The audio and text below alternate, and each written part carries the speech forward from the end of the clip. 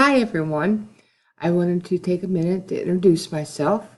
My name is Valerie Bowman, and I'm going to be your professor for the next quarter.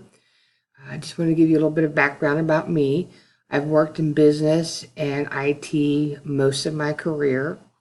I studied business management, and I have a BS in management as well as a master's in information systems and an MBA.